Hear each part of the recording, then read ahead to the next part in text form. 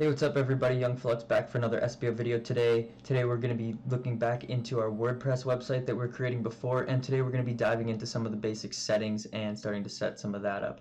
So let's get going here right away. Right off the bat, if we're logged into our WordPress admin panel, on the left side here we'll see our appearance tab and our settings tab. Those are going to be the first things that we're going to be working with. If you haven't seen my previous videos on how to set up your WordPress admin panel, you can check those out. I'll put links in the description of this video so you can check them.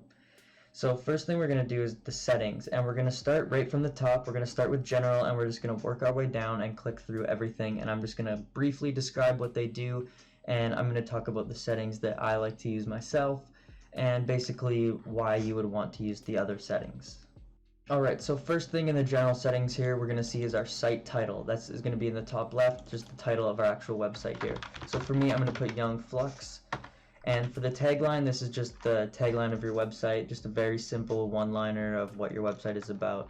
I'm just going to put Young Flux official website. Just simple like that. Your URL, going to keep the same. This is your administration email address, so this is where your emails about your website are going to go if you get comments on a blog post or emails about a plugin update sometimes, that sort of email. Default user role, we're going to keep that the same.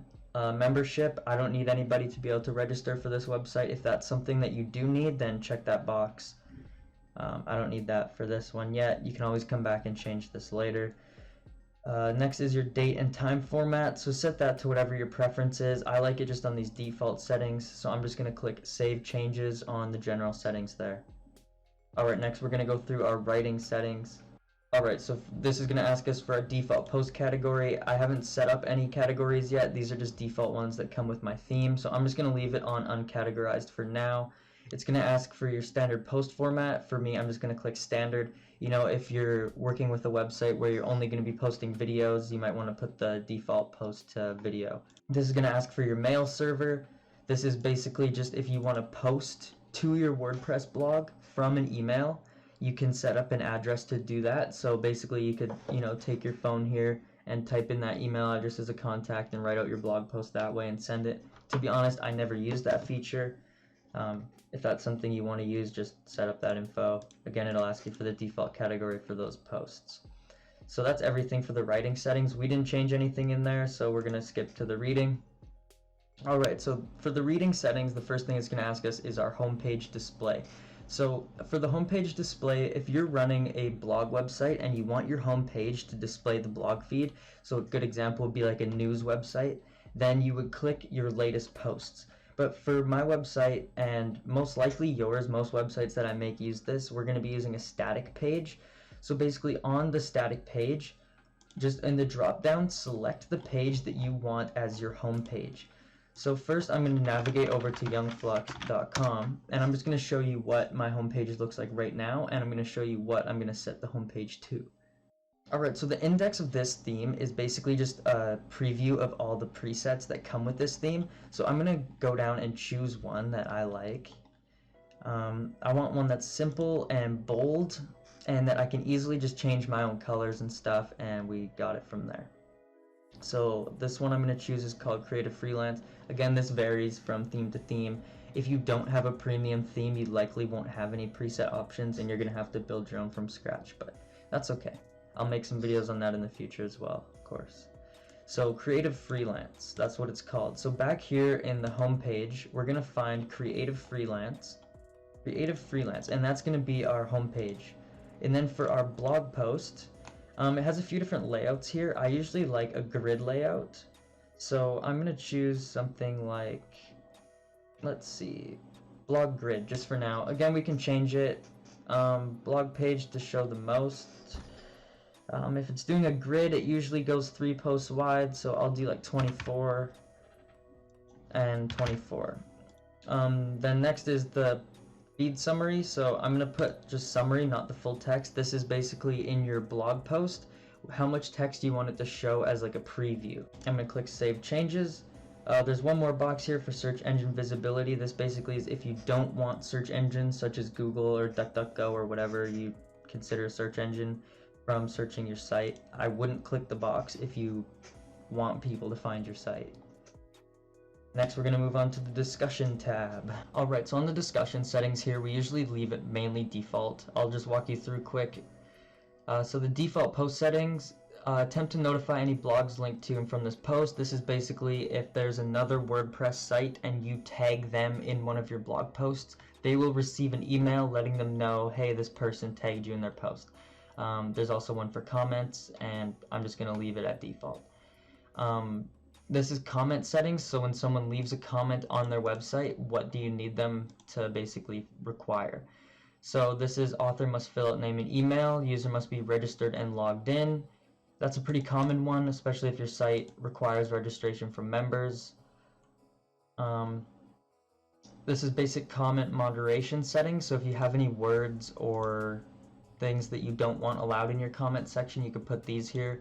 So for example, you could put my website, and so then anybody that comments like, hey, check out my website, here's the link, it's automatically going to delete their comment. Avatars, this is just site avatars. Again, this is just up to you per person, so I'm not going to change anything. Save changes, and we're going to go into our media settings.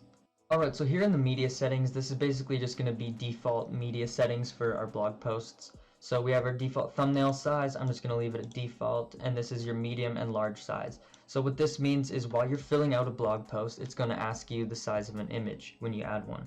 It's going to ask if you want your image to be size thumbnail, medium, or large. And this is basically the default for those sizes. So if you set your image to medium, by default it's going to be 300 by 300 pixels large. So again, I'm going to leave these on default, I'm going to save changes, and we're going to move on to the Permalink Settings tab. Alright, so here on the Permalink Settings, this is basically going to be what the link looks like for your blog posts, as well as your store if you have one, so keep that in mind.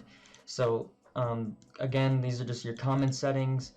So my suggestion for this is if you are going to have, like, say, a news website where you're going to be posting multiple posts per day, like I'm talking upwards of 10-20 blog posts a day, then I would use either the day and name or the month and name settings. This is just going to make it easier to categorize your website and make it easier for people to find your blog posts. However, if you're going to have a website that's main purpose is to be a static website and you're only going to have occasional blog posts, if none at all, or your site is an e-commerce website, then I would use the post name structure here. This one here, that's just sample post. And we're just going to leave it right there. Again, this is default categories. So basically, I'll show you an example of what this would look like. So when someone goes to a blog post on your website, if you have it set to a category video, this is if you want it to show /video/hate me would be the default URL if you had the setting to be the category base. Whereas if you don't have anything there, it's going to skip the category section and it will just have the name of your post. So I usually don't have the category section. Again, if you're working with a site that has more blog posts, like you're dealing with several hundred blog posts of all sorts of different categories, then it's advised to use it. Alright, so again, I'm going to keep this all the same. It does ask at the bottom for shop settings, if you want to change that for your shop. I'm leaving it at default yet again. And now we're going to move on to our website privacy settings. Our privacy settings here, basically all it's going to ask us is which page we want to use as our privacy policy page for our website. So it's advised that once your website's live, at least you create just a very simple policy page. You can even go on Google and just Google privacy policy template and just change the names and the fields in there to make it your own website. So I don't have a policy page set up yet, so I'm just going to leave this blank for now. I will set one up in the future, and once I do, this is where I'm going to set it. So that's all of our settings for now. We don't really need to mess with any of these. I hope this helped you guys understand some of the basic WordPress settings. I know we didn't change lots of these, but the main purpose of this video was showing you guys where the settings are in case later in the future you need to come back and change something. So thanks so much for watching, guys. If you haven't seen any of my previous videos of these series, I recommend checking those out. I'm going to be making more of these and continue taking you guys through the process of making your own WordPress website. Thanks so much for watching. Please make sure to like and subscribe to the video and hit the notification bell so you know when the next tutorial is live. Thanks guys, I'm Young Flux. Peace out and have a good rest of the day. Boom.